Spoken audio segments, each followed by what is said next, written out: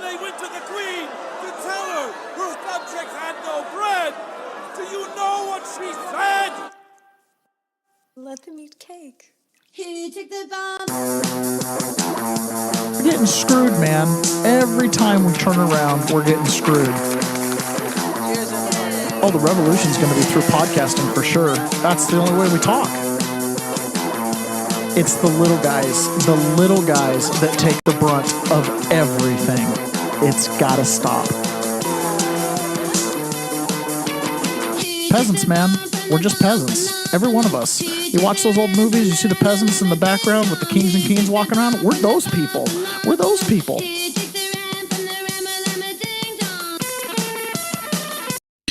Good morning, peasants. Welcome to another episode of The Peasant's Perspective. And literally minutes before the show started, we got notification that we got some pretty amazing news. It happened January 5th, 2021. A mysterious person covered from head to toe placed pipe bombs outside both the Democratic National Committee and Republican National Committee here in our nation's capital. We don't know the suspect's name or anything about this person other than the fact this is a male that was living in Northern Virginia, arrested at some point within the last 90 minutes, now in federal custody. I'm told we'll know more as the day moves on, and as soon as we have the information, of course, we will break in with that. But just this past October, a couple of months ago, the FBI put out this enhanced video and pictures of... Dude, it's totally a woman. I cannot buy that is a male. No. Suspect planning pipe bombs near a bench outside the DNC in Washington on January 5th, 2021, the night before the attack on the U.S. Capitol. The suspect then placed the same type of bomb outside the RNC minutes later. The suspect, as I said, wore a face mask, hooded sweatshirt, glasses, gloves. But using FBI technology, agents told the public the suspect they believe is around 5'7". We'll see, Bill, if that rings true once we get an identity later today. Agents say the two bombs were placed between 7:30 and 8:30 at night. The bombs did not detonate, but this is important. They were viable. They could have hurt people. They could have killed people. Those bombs were discovered the next day. Over the past 4 years, agents visited 1,200 homes and businesses, conducted more than 1,000 interviews, reviewed approximately 39,000 video files, went through 600 tips. It's notable the reward, Bill and Dana, was $500,000, $500,000. Dude, I just don't believe it. No. Like, first of all, yeah, the 5 years to get to it, right? Like, oh, it's just right around the corner in Northern Virginia. You know, it's like, come on. I'm concerned. First of all, are the pipe bombs viable, not viable? Right? They're viable, but yet they were set 14 hours when they had a 1 hour egg timer with 20 minutes left. Doesn't make any sense. They look like a hokey training device, like identical to the training devices they use. They look like they were made by the Acme company. Yeah, I'm pretty compelled by the Blaze reporting that this was a female that was walking around at night. Now, I'm not against the idea that we don't know, like the pipe bomber that's not the pipe bomber. That could be. Right. I'm not opposed to the idea that it was another set. Sure, later on. but quit trying to sell that video then. Yeah, it's one or the other. Like Julie Kelly can't be right. Well, I don't think that's the pipe bomber at all. I think it was January 6th, the morning of. Well, that's a possibility. If that's the lead they're going with, then this person that's walking around disappears. Why have you been asking for or offering a $500,000 reward for a figure that ends up not being the suspect? So we'll wait and see. But to me, man, oh man, I just smell patsy all over this. So we'll wait and see. Like, evidence is evidence. Comes out, you know, I mean, like I can change my opinion, no problem. But okay. So that kind of calls into question, you know, Steve Baker when he's like, the high level intelligence was like, oh my gosh, this is one of ours. You know, I don't know. So that broke.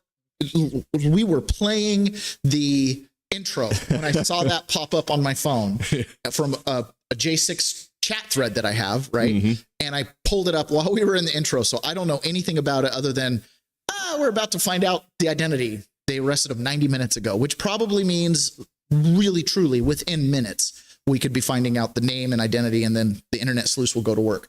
So good morning, everybody. Good morning, Maraiso. Good morning, Bree Azor. Brazier.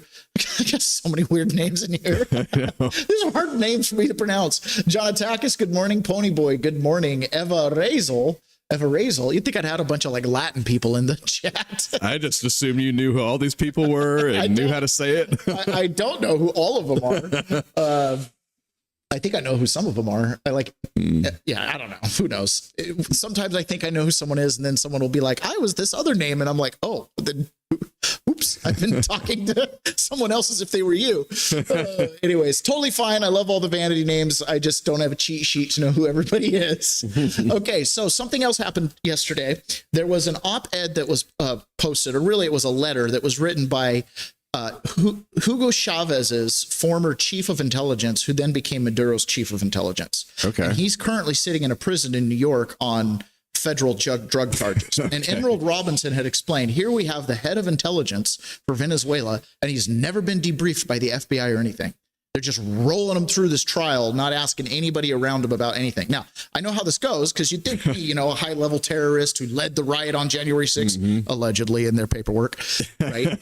That they would have interviewed, say, the people I traveled with. No interest, don't care. They've got enough. They don't need it. So this was what was going on with this former intelligence head, was never debriefed. So they've gotten to him, and now I think he's in some kind of witness protection-y type thing going on there, which it's called protective custody. I'm assuming he was probably in that already. But he wrote this letter to the President of the United States that was published in some newspapers yesterday. My name is Hugo Carvalho Barrios. For many years, I was a high-ranking member of the Venezuelan regime. I was a 3-star general trusted by both Hugo Chavez and Nicolas Maduro, and served as the director of military intelligence and a deputy in the National Assembly. Today, I sit in an American prison because I voluntarily pled guilty to the crimes charged against me, a narco-terrorism conspiracy. I write to atone, telling the full truth so that the United States can protect itself from the dangers I witnessed for so many years.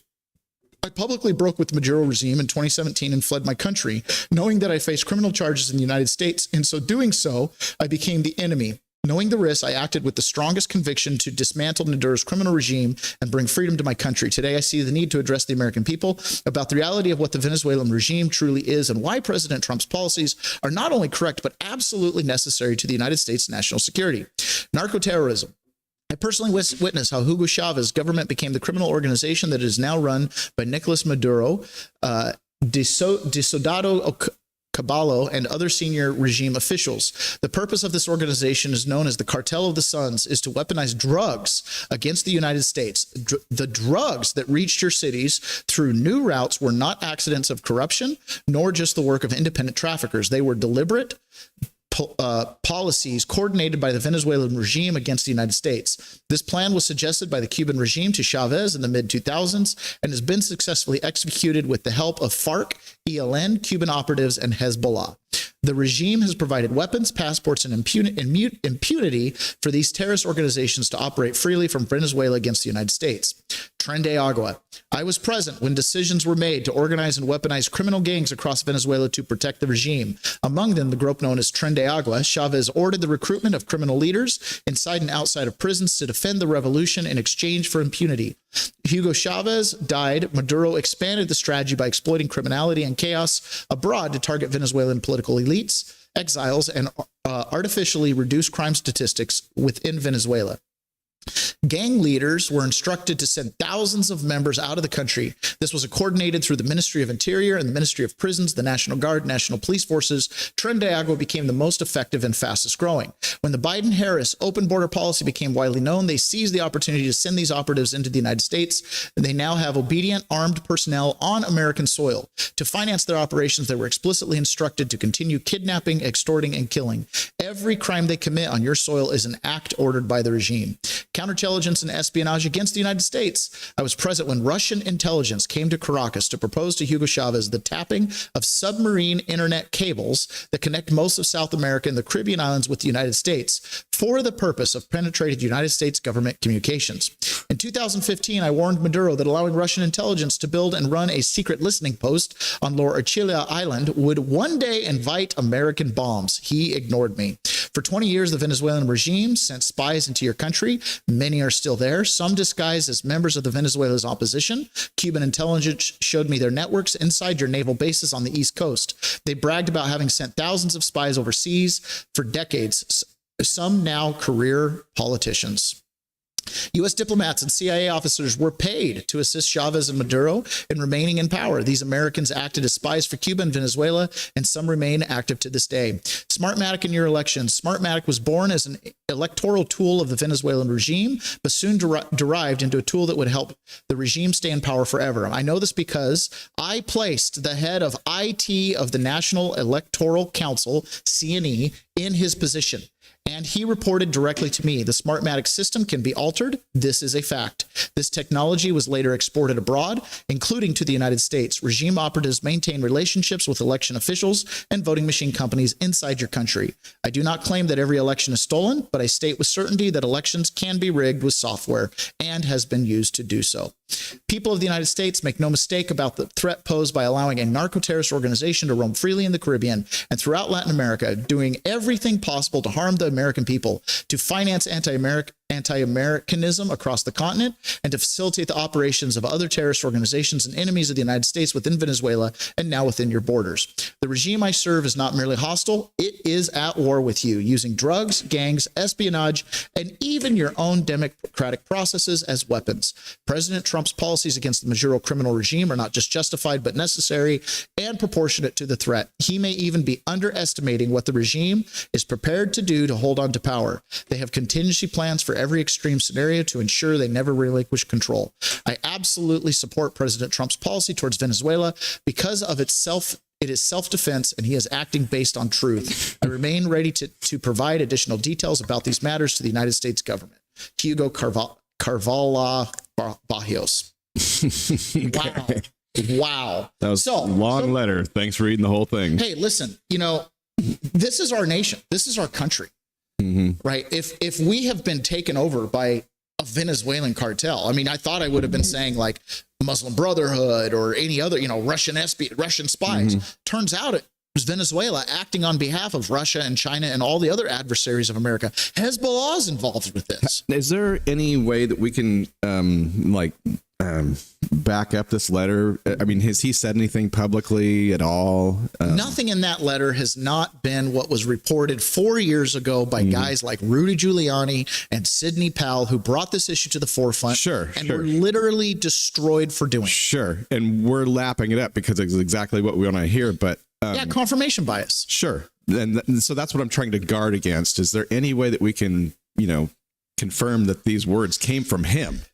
I mean, because this is a letter that could easily be crafted by anybody. No, this letter was published in newspapers. It came from him through the prison system mail. I don't think there's any doubt the letter originates from him. The doubt might be that he's lying to try to get a pardon or something like that, right? That he's this is too good to verify, take it at face value, and away we go. It's a perfect moment to leverage a letter like this because he's in jail. Yeah, I mean, and we're, hot to trot on Venezuela. Right. But the contention of... And all of a sudden, he's going to make positive statements in a letter about Trump and Venezuela and voting. And it's like, it's all very tidy. Well, yeah, it is. It really is. All right. I mean... I guess we'll just have to take it. One of the things that I've realized going through this is oftentimes the initial conspiracy theory ends up being the thing the whole time. It's just we overcomplicate it. It's like, what is it, Occam's razor or whatever law? It's like, whatever the most likely situation is the most likely situation. And then there's that whole idea, don't chalk up to some grand conspiracy what can be explained by stupidity. But then you get to a certain point and you're like, they can't all be this stupid. Right. It's like 98% of judicial decisions go against Donald Trump. And then they get one at the Supreme Court. They can't all be that stupid. I'm on board with you. I'm on board. I'm just like, when I see these letters, it's like, damn, these are all too perfect letters. Absolutely. Absolutely. That could be. Now, Giuliani recently was saying this again. These people have been vindicated one time after another. So little time to change this place and get it on the right track so that it survives as the great nation that we were given, and that we live up to our challenge, our obligation, our birthright, which is to turn this country over greater than it was turned over to us. That's what we had. So far, we're not there. We're not there yet. So there's a lot of work to be done. You stay with us and we'll talk about that work that has to be done. Luckily, we've got a president who wants to do it. Unfortunately, he has tremendous forces arrayed against him. And it really takes a massive amount of thinking and analysis to see through it. And I want to help you with that. Okay. Yep. I mean, we've got wow, he's aged old.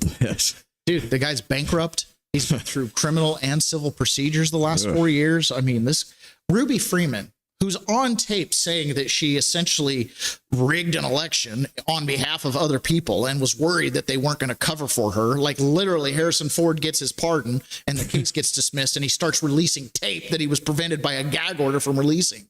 And yet Ruby Freeman sued Rudy Giuliani and got like $150 million, which basically meant they got all of his cars, rings, and, bank accounts, took his apartment. Like, the cheater won. Our judicial system propped up the cheating party. It's unbelievable. I was going to start out the show with this today. Stephen Miller was on with Jesse Waters, and Pete Buttigieg apparently said that anybody in the world would be allowed to watch his children except for Stephen Miller. Did he just say anybody could watch my kids except Miller? Well, I think in fairness, he's worried that if babysat his kids, they come back after a couple hours and they would say, "Daddy, why don't you send the military into Minnesota to help us with the Somali refugees?" Miller, you constantly, you're trouble. I bet people are just trying to contain you at the White House. Don't let Miller off the leash. If you go spend a couple hours with Stephen Miller, "Daddy, why don't you send the military into Minnesota to help with the refugee crisis or the Somalis?" God, what a good sense of humor. He's the one that everybody's like overly concerned that he's a Nazi, right? Probably a little bit. He's American nationalist. That's Scott Bessent was really debunking this idea. It's hilarious how the left is running with this. Trump's got dementia. He's breaking down. He's getting worse every day. There are like legit headlines coming out of like New York Times and WAPO and places like that claiming that Donald Trump is mentally declining. And it's I've seen him. The guy, he's 80 years old or 79. And, so he stutter steps on occasion. I stutter step. You know what I mean? Like, it's not that big a deal. Give me a break. Or, he had the discoloration in his hands. Come on, man. Everybody goes through some rash or something. The guy's old. Of course, he's got Joe Rogan went through one. He's not dying. Scott Bessent's like, this president works around all of us. Sean, he'll call me, Scott, I didn't wake you, did you? No, sir. I'm always awake at 1:52 on a Tuesday. And I can tell you, we did the trip to Alaska. We did a round trip one day, and we arrived back. The rest of the cabinet, Secretary Rubio, Secretary Lutnick, and I, our batteries are out. We land at Andrews, and the president's like, "Oh, it's morning in Europe now." I think we had spent probably 20 hours in the air in Alaska. And he said, "Let's start making phone calls and call the European leaders." Yeah. So we had to sit on the tarmac for 2 more hours while he made phone calls. He never stops working for the American people. All right, and it's incredible. I want to talk. Sean, So that's our dementia-riddled president. The whole... one of the things that explains so much of the Democrats' narrative that they push is whatever Biden did, right? It's the projection. We're going to paint you with our sins. So Biden was dementia-riddled. Biden wasn't showing up to cabinet meetings. Biden was having... Let's say Trump did it. Let's make sure we balance out the headlines. It's ridiculous. It really is ridiculous. This issue with Venezuela, I am absolutely convinced by the president himself as he tweets out Laura Logan's interview with Gary, the CIA operative, Patrick Byrne's, media tour. Trump tweets out an InfoWars interview with Patrick Byrne and Alex Jones, right? Trump's Truth Social is really like he's on this one. In fact, if we get military tribunals, Trump is telling us. I mean, he's posting like meme after meme after meme. Nothing changes till these people get arrested, So he's definitely on it. The question is he going to have some help? Because the narrative is this idea that Trump is a war criminal and the people around him are war criminals. Was this self-defense, and how do the rules of international waters play into whether